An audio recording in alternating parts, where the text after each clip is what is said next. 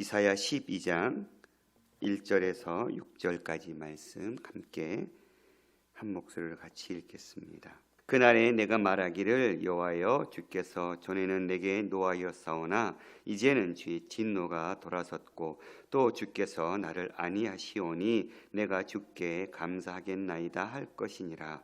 보라, 하나님은 나의 구원이시라. 내가 신뢰하고 두려움이 없으리니 주 여호와는 나의 힘이시며 나의 노래시며 나의 구원이심이라.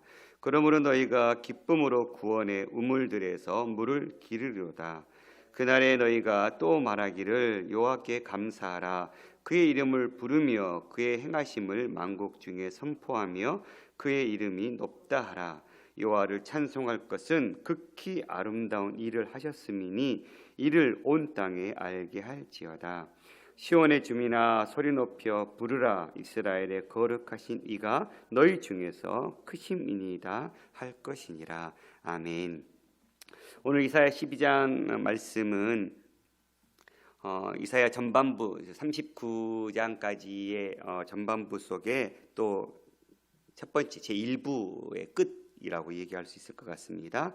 이제 13절부터 27절까지는 열국에 대한 심판의 이야기를 말씀하고 있거든요. 특별히 9장에서 아수르로 인해서 흑암에 빠진 스불론과 납달리 지역, 그 갈릴리 변방 지역을 하나님 구원하시겠다고 다윗의 계통의 왕이 등극하는 장면을 이야기했죠. 그리고는 10장에서는 자신에게 맡겨진 위임을 넘어서 그 한계를 넘어서서 오만하게 세계 열방을 통치하고 다스려 했던 아수르에 대한 심판을 선언했었습니다. 그리고 11장에 와서는 그 아수르 제국이 몰락하고 그 빈자리를 하나님의 다윗의 혈통 후손 메시아 평화 왕국을 제시할 것을 선언했었죠. 그리고 이제 12장에 와서는 그것에 대한 감사의 찬송이 울려 퍼지고 있는 장면입니다. 특별히 9장에서는 북이스라엘의 멸망 상황에 의해서 촉발된 메시아에 의한 이스라엘과 유다 백성의 화합과 통합을 이미 그렸었고, 이제 11장에 와서는 그 아수르 몰락 이후에 남과 북 왕국의 어떤 포로들을 중심으로 한 재건, 즉 다윗 왕국 제국을 꿈꿨거든요. 이 모든 것에 이루어졌을 때 12장에 관련된 찬송이 울려 퍼지는 날이 오게 되는 것이지요. 그날은 어떤 날입니까? 하나님께서 회복하시는 날. 역사적으로는 이스라엘이 이제 포로로 귀환한 고레스 칙령에 의해서 다시 그 땅으로 돌아간 그날, 하나님의 구원이 시작된 그 날이 오면 네가 말하기를 여호와여 주께서 전에는 내게 노하였사오나 이제는 주의 진노가 돌아섰고 또 주께서 나를 안위하시오니 내가 주께 감사하겠다, 이런 고백을 하는 날이 올 것이라고 이야기하고 있는 것입니다. 구체적으로는 11장 15절 16절에서 이야기했던 그날, 여호와께서 애굽 해만을 말리시고 그의 손을 유브라데 하수 위에 흔들어 뜨거운 바람을 일으켜 그 하수를 쳐 7갈래로 나누어 신을 신고 건너게 하실 것이라. 그 남아있는 백성 곧 아수르에서 남아있는 자들을 위하여 큰 길이 있게 하시되 이스라엘이 애굽 땅에서 나오던 날과 같게 하시겠다고 약속하셨던 그 언약이 이루어지는 그날, 이날이 오면 하나님의 백성들이 그렇게 구원의 하나님의 진노의 심판이 끝나고 이제는 하나님의 백성들을 향한 구원의 손길이 이루어졌음을 백성들이 노래하는 그날이 오게 될 것이라고, 그래서 그날로 인해서 감사하겠다고 고백하는 그 회복의 날이 올 것이라고, 감사할 수밖에 없을 거라고 선지자는 선포하고 있는 것입니다. 2절에 보라, 하나님은 나의 구원이시라. 내가 신뢰하고 두려움이 없으리니 주 여호와는 나의 힘이시며 나의 노래시며 나의 구원이십니다. 하나님의 귀향한 백성들은 그 이전에 한 번도 경험하지 못했던 그 하나님의 친밀한 사랑을 느끼게 되는 것이죠. 보라, 선포하고 있는 거예요. 백성들을 향해서 하나님은 나의 구원이시라. 내가 신뢰하고 두려움이 없으리니, 시인의 이 이사야 선지자의 구원의 그 개인의 감격이 이제 열방들, 그 백성들을 향해서 전달되고 있는 것이죠. 하나님은 나의 구원이시라 내가 신뢰하고 두려움 없으리니. 그 전에 하나님, 백성들이 죄악 가운데 있었을 때 하나님 어떤 분이셨습니까? 두려움의 존재였죠. 그러니까 마치 하나님이라는 분은 늘 그 자리에 계셨는데 우리가 그 하나님을 의지하지 않고 바라보지 않을 때 그 하나님은 우리에게 두려움의 존재였죠. 그런데 우리가 우리의 죄를 돌이키고 회개하고 다시 하나님 편에 서는 순간 하나님은 더 이상 두려움의 존재가 아니라 우리를 구원해내시는 구원자, 우리를 늘 함께해 주시는 그런 구원자로 하나님이 바뀌어버리신 거예요. 그러니까 여전히 하나님은 하나님의 자리에 계셨지만 우리로 인해서 두려움에 떨게 했던 그 대상이 이제는 더 이상 하나님 편의 소물로 인해서 벌벌 떨게 하는 대상이 아니라 우리를 늘 함께해 주시고 도와주시고 우리를 품어주시는 아버지로서 바뀌게 되는. 그러니까 문제는 우리에게 있는 것이죠. 하나님 여전히 그 자리에 계시지만 우리가 그 하나님을 등지어서 떠날 때는 그 하나님 우리를 심판의 대상으로 두려움의 존재로 바뀌지만 다시 하나님 앞에 회개하고 돌아설 때는 그 하나님은 더 이상 우리를 심판자, 우리를 두려움에 떨게 하는 대상자가 아니라 우리를 구원해내시는 아버지 하나님이 될 것이라고 시인은 얘기하고 있는 것 같아요. 그러면서 주 여호와는 나의 힘이시며 나의 노래시며 나의 구원이시라고. 두려워하지 않을 이유가 어디에 있습니까? 왜 두려움이 사라졌습니까? 하나님이 그의 힘이고 그의 노래이시고 그의 구원이셨기 때문에 이제는 더 이상 두려워하지 않는다라고 시인은 고백하고 있는 것입니다.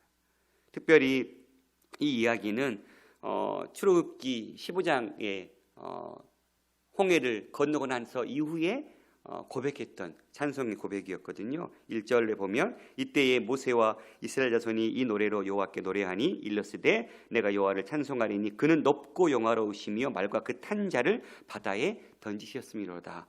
여호와는 나의 힘이시요 노래시며 나의 구원이시로다. 그는 나의 하나님이시니 내가 그를 찬송할 것이요 내 아버지 하나님이시니 내가 그를 높이리로다.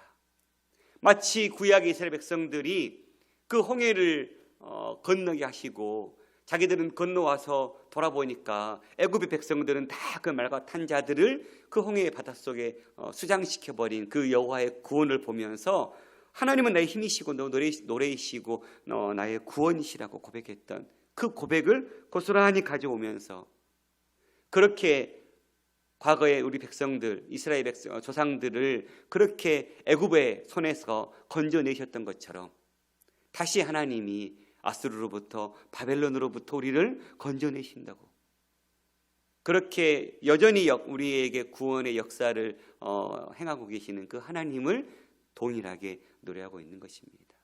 그렇게 과거에 이 나라를 책임지셨던 하나님이 여전히 이 나라를 붙들고 계시다라고 노래하고 있는 것이죠. 그러므로 너희가 기쁨으로 구원의 우물들에서 물을 기르리로다. 특별히 물은 여호와의 이사야의 선포에서 지금까지 1장 30절에서는 물 없는 동산, 그러니까 파괴적이고 부정적인 역할을 감당했던 상징적인 그런 대상물이었거든요. 또한 8장 6절에서 7절에는 너희들이 천천히 흐르는 실로아의 물을 버리고 흉흉하고 창이란 큰 하수와 같은 아수르를 의지한다고. 그러니까 물이 파괴적이고 부정적인 심판의 역할을 감당했던 그 물이라는 존재가 이제는 구원의 생명의 표상으로 바뀌고 있는 것입니다. 너희가 기쁨으로 구원의 우물들에서 물을 기를 것이다. 구원을 장소인 그 우물에 위치시킴으로써 누구나 구원의 물을 길러 마실 수 있는 그런 날이 오게 될 것이라고. 목마른 자가 갈증을 달리려고 샘에 와서 물을 마시듯이 구원을 원하는 자들이 누구나 구원의 우물로 나와서 그 물을 마시게 되면 구원을 경험하게 될 것이라고. 이사야는 다윗의 이새의 줄기로 인해서 주어지는 그 구원이 온 열방에 흘러갈 것을 이야기하고 있는 것입니다. 이렇게 하나님이 구원의 대상으로 바뀌고 구원의 물을 허락해 주셨던 이유는 백성들이 심판이 끝나고 하나님께서 여전히 그 남은 자들을 구원하시겠다고 약속하셨던 그 약속이 이루어져 가고 있기 때문에 하나님 손에 달려 있었던 것이지. 하나님이 약속하시고 계획하셨던 그것들이 여전히 이루어질 것이다. 심판 중에도 긍휼을 잃지 않으신 하나님께서 그 남은 자를 돌아오게 하시겠다고 약속하셨던 그 선지자의 선포가 고스란히 행해지고 있는 것입니다.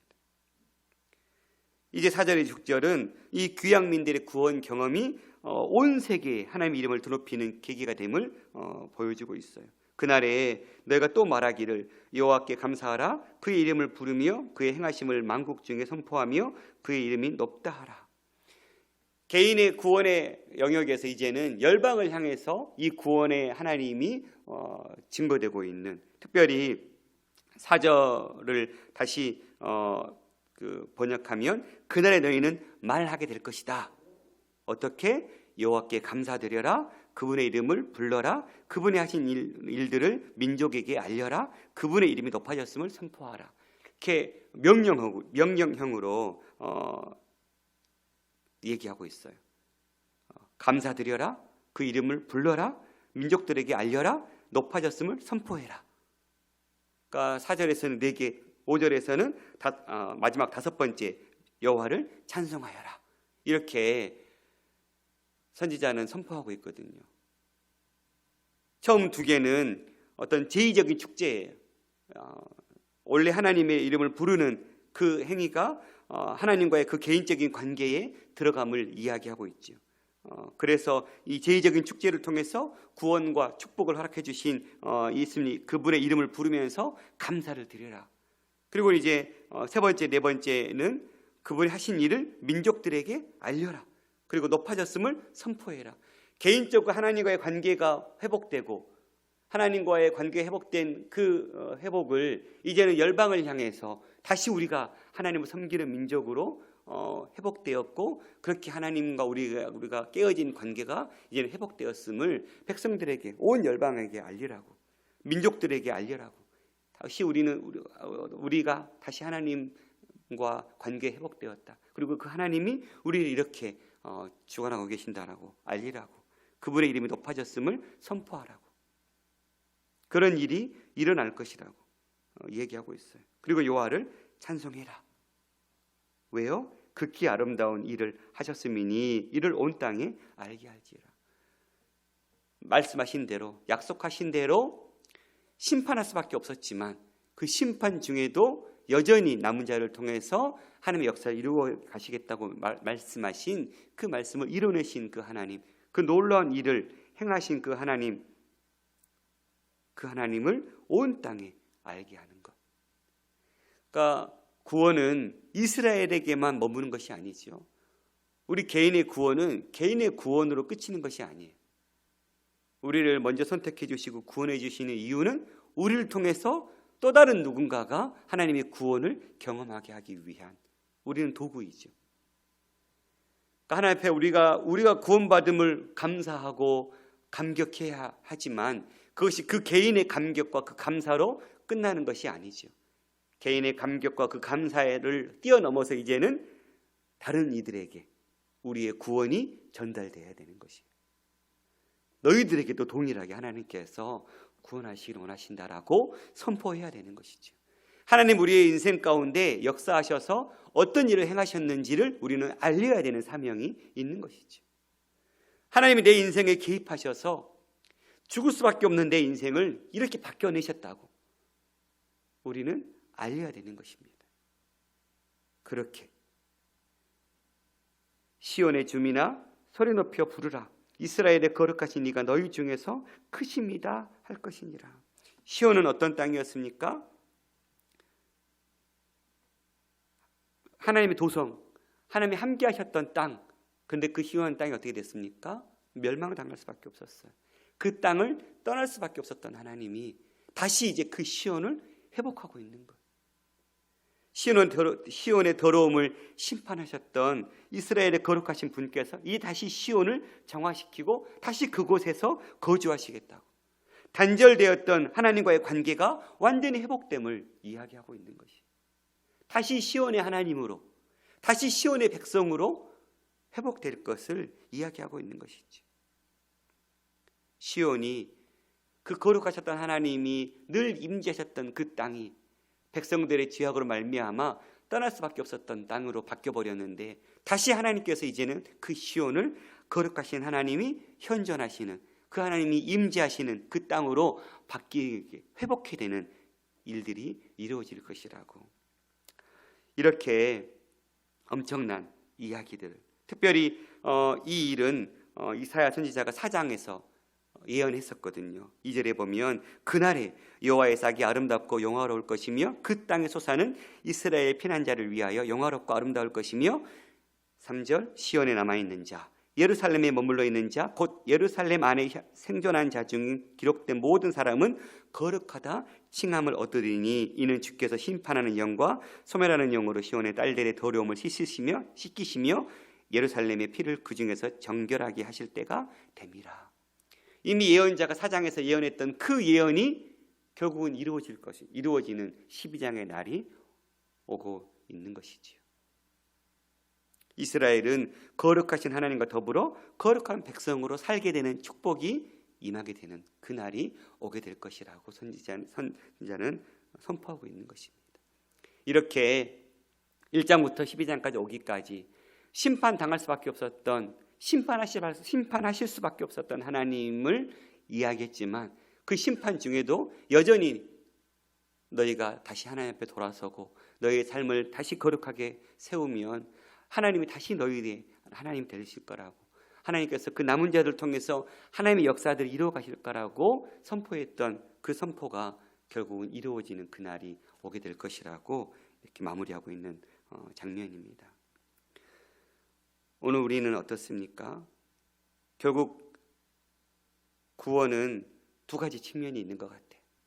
하나는 여전히 그 열심으로, 하나님의 열심, 9장에서 하나님의 열심히 이를 이루실 거라고 얘기했잖아요.